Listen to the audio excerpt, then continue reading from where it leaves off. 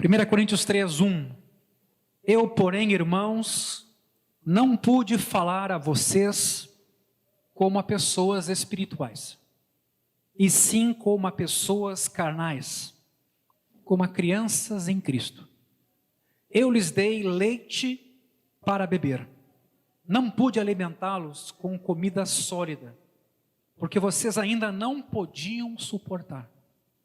Nem agora ainda podem, porque vocês ainda são carnais.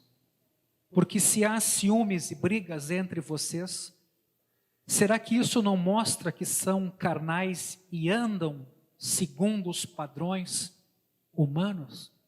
Veja até aqui, é claro que Paulo tem uma expectativa para com aqueles que nasceram de novo. E essa expectativa é de que alguma coisa diferente em nossa vida, a partir do Espírito morando em nós, ela é real, quer dizer, há alguma diferença no povo de Deus. Ele não é imune a pecados, ele não é perfeito, ele não é um grupo angelical e nem divino. Somos criatura de Deus, filhos de Deus, mas o Espírito em nós desenvolve comportamentos que geram expectativa, e até na sociedade, e até nos dias de hoje. Isso a gente trabalhou no domingo passado. Versículo 4. Quando alguém diz, eu sou de Paulo, e outro diz, eu sou de Apolo, não é evidente que vocês andam segundo padrões humanos? Quem é Apolo? E quem é Paulo? São servos por meio de quem vocês creram. E isto conforme o Senhor concedeu a cada um. Eu plantei, Apolo regou, mas o crescimento veio de Deus. De modo que nem o que planta é alguma coisa, nem o que rega, mas Deus que dá o crescimento. Ora, o que planta e o que rega são um. E cada um receberá a sua recompensa de acordo com o seu próprio trabalho. Porque nós somos cooperadores de Deus, e vocês são lavoura de Deus e edifício de Deus. Amém. Você pode tomar seu assento.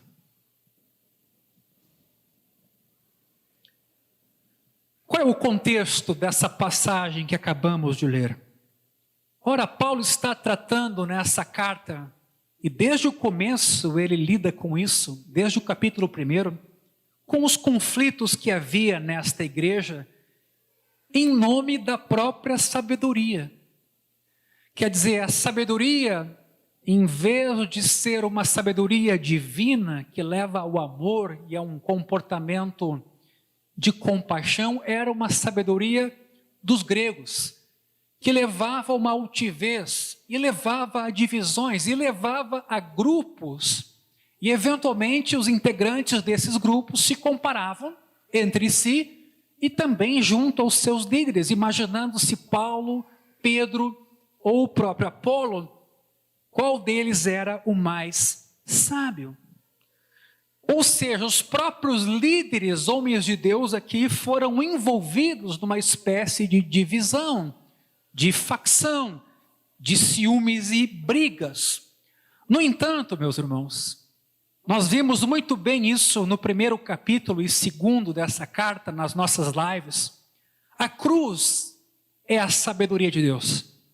O Deus encarnado, crucificado, o Messias, da descendente de Davi, mas numa cruz foi o que Deus escolheu para salvar o mundo, invertendo a lógica, invertendo a sabedoria humana, invertendo a iniciativa humana, que é aquela que busca autossalvamento. De repente, Cristo vem e Ele que tem que nos salvar, porque todos somos pecadores e não há um justo sequer. Isso coloca em confusão os judeus, e coloca em confusão os sábios também, a sabedoria grega de então, porque exclui a soberba, exclui a vanglória, exclui a vaidade.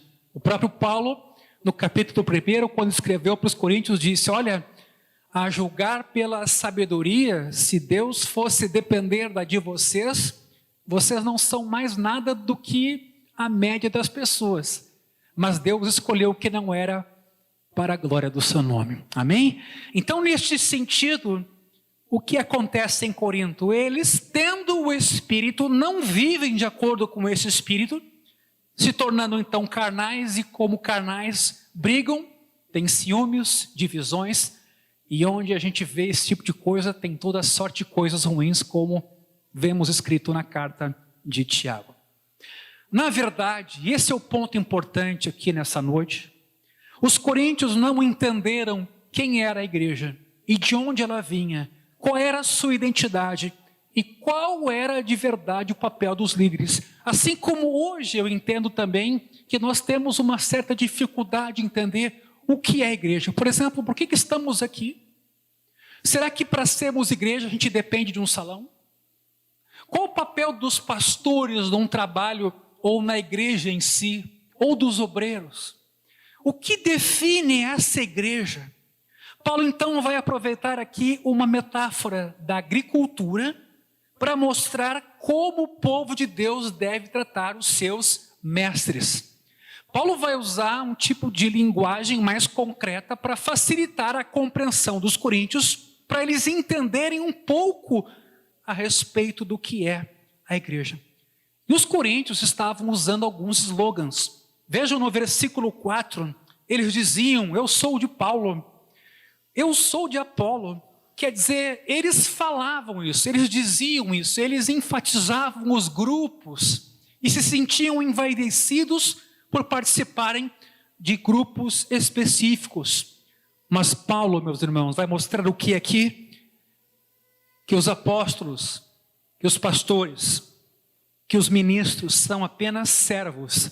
Eu vou usar a palavra do texto, lavradores. Lavradores, cada um com uma tarefa específica, mas no fundo tudo é de Deus. A fazenda é de Deus, os trabalhadores são de Deus e o crescimento da plantação depende de Deus, e é o que esse texto nos vai mostrar com muita consistência. Portanto, qual o motivo da vanglória, da soberba e da altivez, se somos simples servos de um Deus, esse sim, rico? A vaidade e a soberba são loucura. Os coríntios estavam se vangloriando como se eles pudessem pertencer a esses líderes. Eu sou do grupo tal, eu sou do fulano tal, eu sou do apóstolo tal.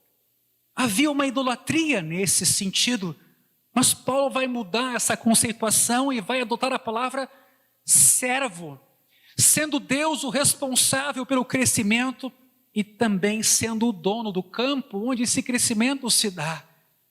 Pode-se ver então aqui tanto diversidade como unidade. Diversidade porque cada um tem um papel, mas unidade porque o fim é o mesmo. Que o campo dê fruto e muito fruto, a colheita seja grande, mesmo que resultado de tarefas diferentes.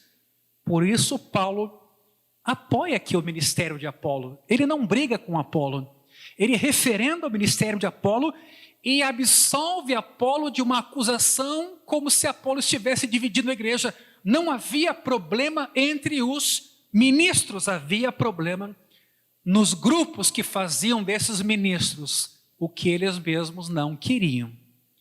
E aí partimos do versículo 5. Veja bem, quem é Apolo? Quem é Paulo? São servos por meio de quem vocês creram, e isto conforme o Senhor concedeu a cada um. No entanto, os coríntios mostram nesse particular que são carnais, que parece que não nasceram de novo, ou a mente não foi transformada porque ainda funciona de um jeito antigo. Eles passaram a avaliar esses mestres, ao invés de como servos, como pessoas da sabedoria. Então ficava uma disputa, quem é o mais sábio, a quem nós vamos seguir, em quem nós nos realizamos. Veja a afirmação aqui de um autor chamado Munk, um cara do Novo Testamento, que diz assim: os coríntios superestimaram a autoridade dos mestres, pensaram dela mais do que convinha, quando não consideraram a posição deles, que era de servos. Fizeram deles quase deuses. Por outro lado, subestimaram esses mestres, pensaram aquém do que deveriam, porque submeteram esses mestres ao seu julgamento carnal e reduziram a qualidade dos mestres pelas pretensões que os coríntios tinham de fazer deles seus líderes. A pergunta de Paulo aqui, meus irmãos, ela é retórica, é uma pergunta que já tem resposta, e ela visa então fazer a gente pensar sobre a natureza da igreja e do ministério cristão, e essa reflexão é muito importante para cada um de nós. Paulo, meus irmãos, sempre se chamou servo, sempre se entendeu como alguém chamado por Deus e servo do Evangelho. Vejam, na segunda carta dele, no capítulo 3, segunda carta de Paulo aos Coríntios, aliás, é um belo de um texto.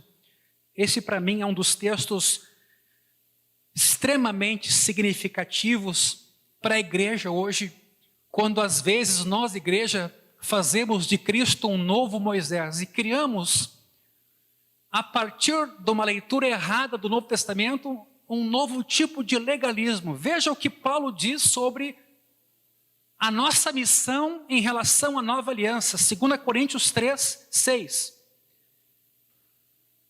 Deus nos capacitou, veja bem, para sermos ministros de uma nova aliança, não da letra, mas do Espírito, porque a letra mata e o Espírito vivifica. Mantenha a projeção dessa passagem aqui, porque o óbvio também tem que ser dito de novo e de novo. Ainda há pessoas que acreditam que a interpretação desse texto é uma espécie de explicação para a Bíblia sem o Espírito e depois a Bíblia com o Espírito.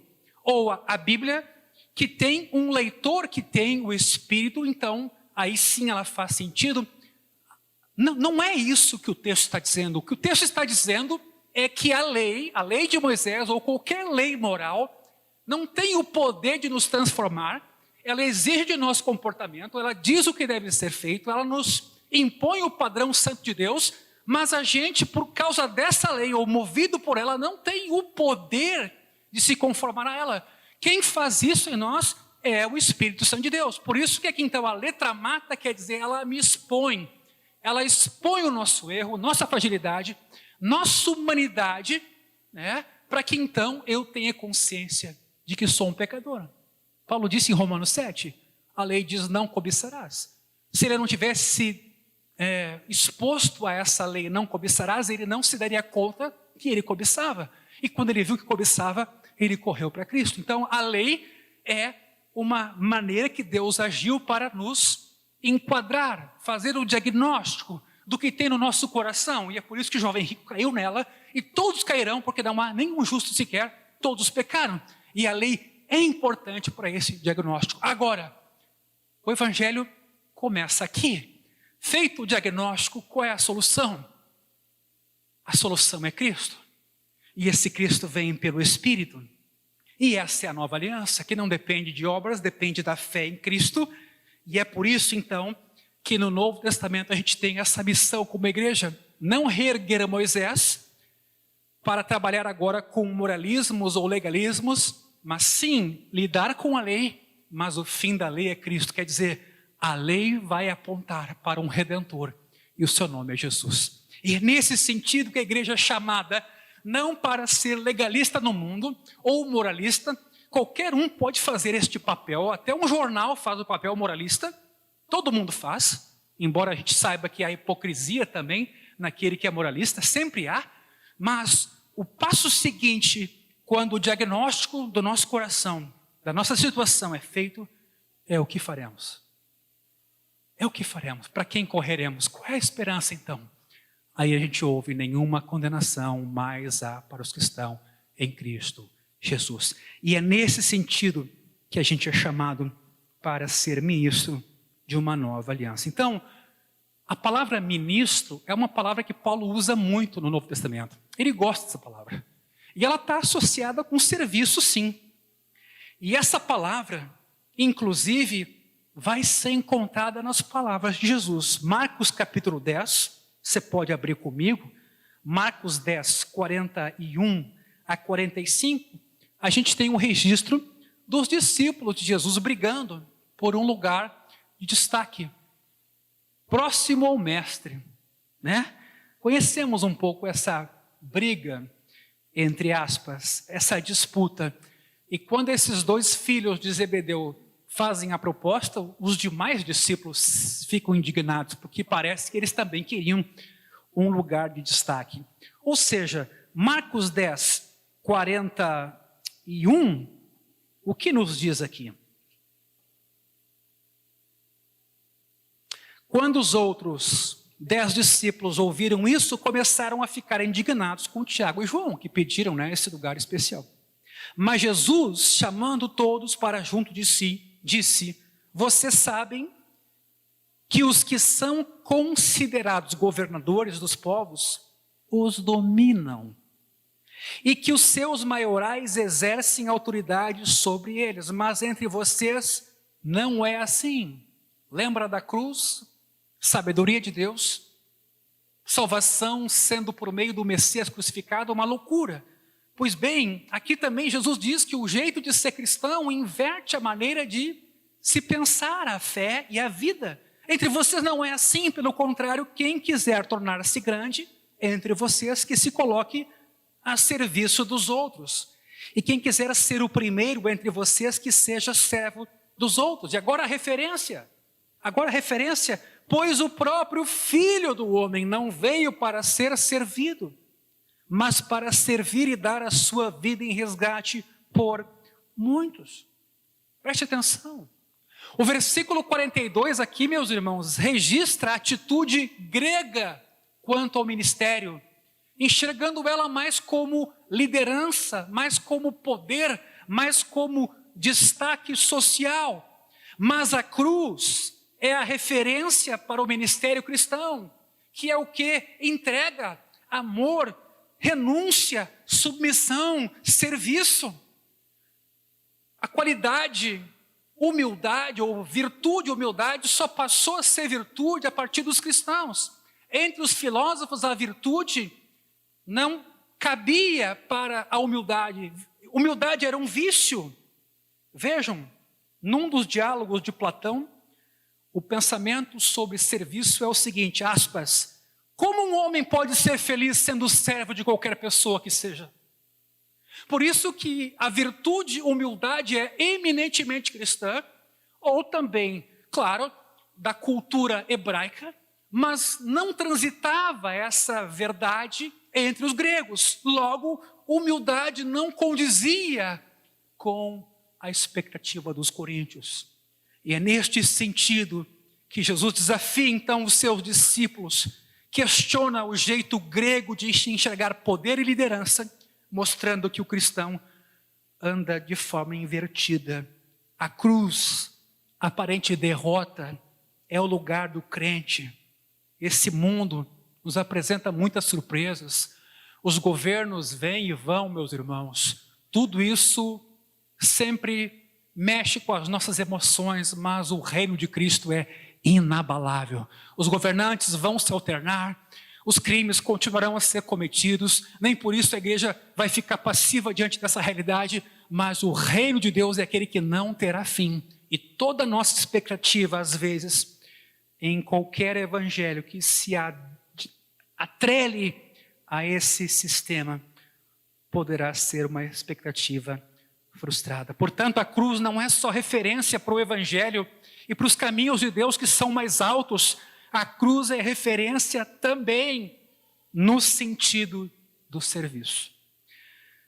Na minha Bíblia de estudo, Nova Almeida e Atualizada, há um comentário sobre esse versículo 42 de Marcos 10. Sabe qual é? Os discípulos são caracterizados, os seguidores de Jesus são caracterizados pela humildade do serviço e não por desejarem autoridade. E não por quererem ter poder. Os discípulos de Cristo são caracterizados pela humildade. E é aqui que somos bastante desafiados. Voltando ao texto de 1 Coríntios 3, vemos que os coríntios não creram em Paulo e nem em Apolo, eles creram em Cristo, embora eles tenham sido instrumento do evangelho na vida daqueles coríntios.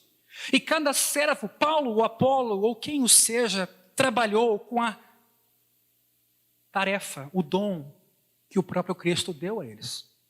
As diferenças entre Paulo e Apolo, meus irmãos, e assim por diante, são devidas ao próprio Cristo, que é quem distribui os dons por meio do seu Espírito, visando um fim proveitoso.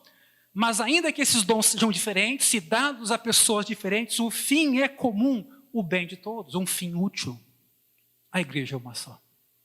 Portanto, é preciso voltar os olhos para Cristo, não para os seus servos, não para os seus pastores, não para os seus apóstolos, a não ser como instrumentos deste evangelho poderoso, que é o evangelho de Cristo, porque todos somos igualmente servos de Jesus.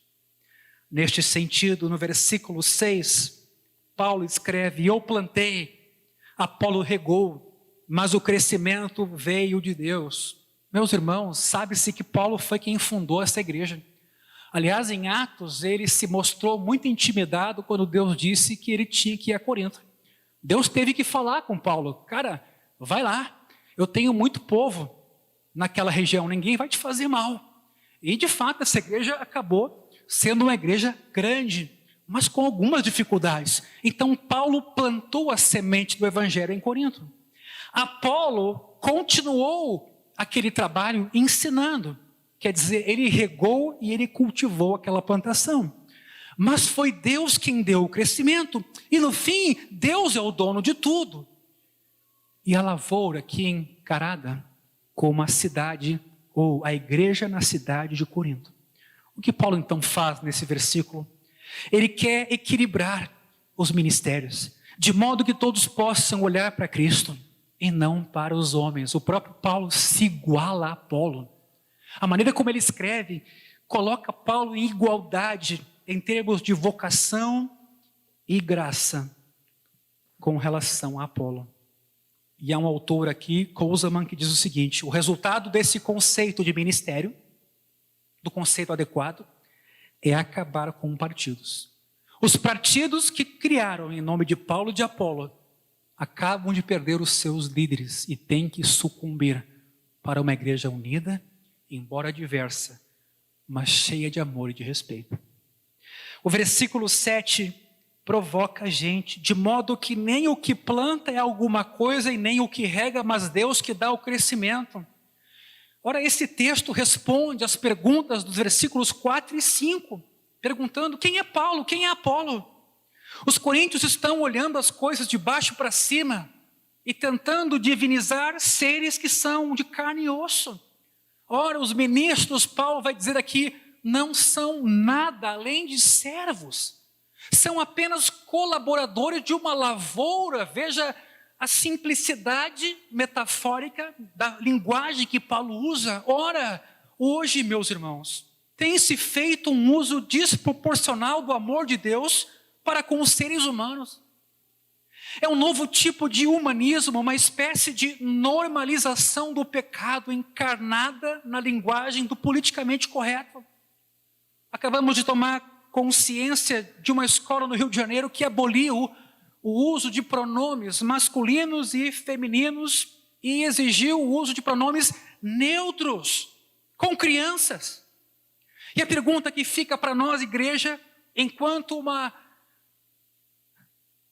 igreja que é cheia de amor, que é o corpo de Cristo e que também é baluarte da verdade, será que esse é o preço ou o caminho para demonstrarmos amor onde estamos e vivemos? Será que esse é o preço para nos tornarmos aceitos e palatáveis num mundo com tantas dificuldades? E é claro que algumas dessas situações tensas ou ranços do mundo para com a igreja têm a sua razão de ser e existir. Mas por um outro lado, a amizade do mundo é inimiga de Deus e há que cuidarmos o preço dessa proximidade, ainda que entendamos nossa missão de ir, testemunhar, amar e servir.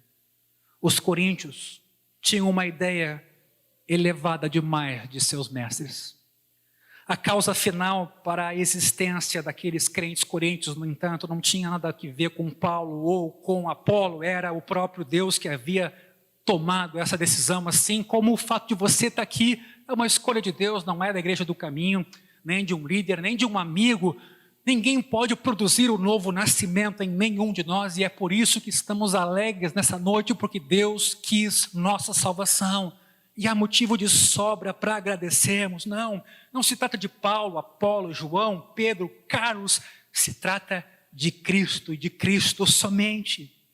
Assim, os coríntios tinham que parar de brigar por funções que em nada são comparáveis ao agir sobrenatural, soberano, amoroso de Deus no meio do seu povo.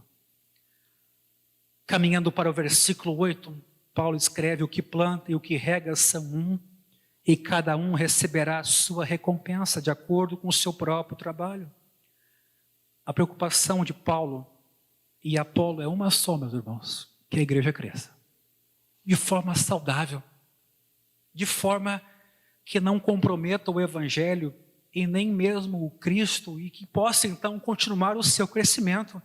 Nesse sentido, Paulo e Apolo estavam em harmonia, não havia divisões entre eles. Porém, Paulo alega que a recompensa, essa sim, pode ser diferente, porque ela será de acordo com o trabalho de cada um. Esse assunto da recompensa ou do galardão é um assunto complexo, porque afinal todos somos salvos pela graça e pela fé em Cristo. Mas de alguma maneira o que esse texto enfatiza é que nós temos uma certa responsabilidade de como conduzimos nossa vida, como pautamos nossa fé, como ensinamos nossos filhos, como testemunhamos diante do mundo. De alguma maneira nós não podemos nos desculpar nos outros, mas segundo o nosso próprio trabalho é que haverá uma recompensa. Então, no mínimo, esse texto nos provoca a deixarmos de lado toda a terceirização de responsabilidade que é muito comum do ser humano para encararmos os fatos de verdade. Por que estou onde estou? O que falta comigo? Quais são de verdade os motivos de eu estar nessa situação? Jesus tem misericórdia de mim, e não fazemos-nos de desentendidos. O texto é claro, de acordo com o seu próprio trabalho. E por que eu digo isso? Porque mais adiante, no versículo 10, Paulo vai dizer: cada um veja como edifica. Não é de qualquer jeito. Igreja não é um lugar feliz, é um lugar onde a gente se alegra, é um lugar de certa leveza, é um lugar de libertação, de cura e de perdão. Tudo isso é verdade, mas estamos lidando com pessoas, com famílias, com decisões de presente e de futuro, com gente machucada, ferida, com muitas complexidades. Que Deus nos dê graça, porque essa igreja é de pessoas que o Cristo por elas morreu. Então é preciso ver como construí-la. Olha o versículo 10, no finalzinho: cada um veja como edifica. E o texto ainda continua no versículo 13, dizendo que essa obra vai se tornar manifesta, pois o dia a demonstrará. E o texto inclusive nos dá notícia de que essa obra será aprovada. Paulo também está preocupado com quem agora dá sequência no trabalho na cidade de Corinto. Quem está cuidando dos crentes? Quem está ensinando os crentes? Quem está cuidando dos crentes? Quem está educando os filhos, a família? Quem está servindo a igreja? No versículo 9, caminhando para o final, Paulo escreve: porque nós somos cooperadores de Deus e vocês são lavoura de Deus e edifício de Deus. Paulo e Apolo trabalham juntos aqui numa causa comum.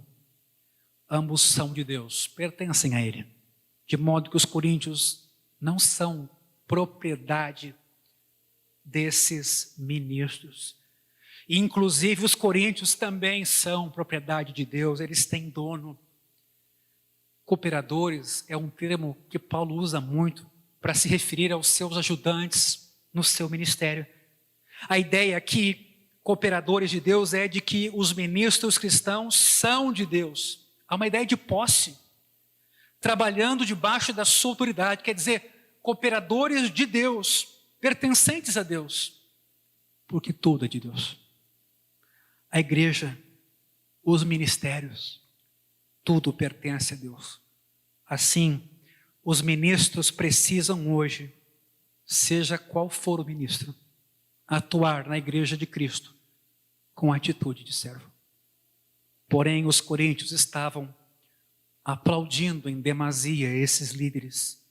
E talvez, se Paulo não fosse humilde o suficiente, consciente da sua vocação, talvez essa própria idolatria poderia aguçar o ego de cada um deles, comprometendo a sua fé.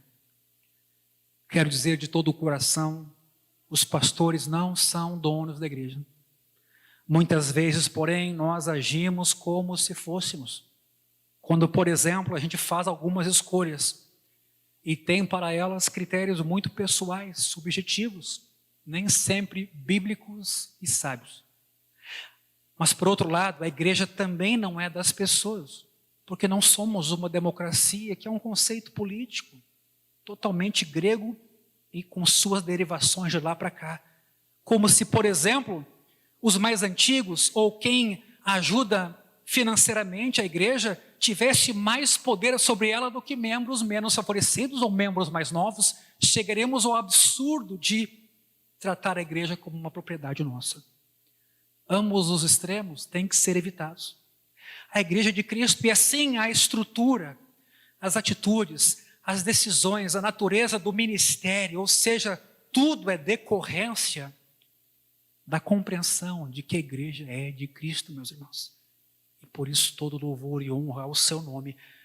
Por outro lado, ser um servo, ou ser um pastor, ou ser um líder, ou um ministro, não é ser manipulável ao sabor das circunstâncias, segundo o que muitas vezes no dia a dia acontece.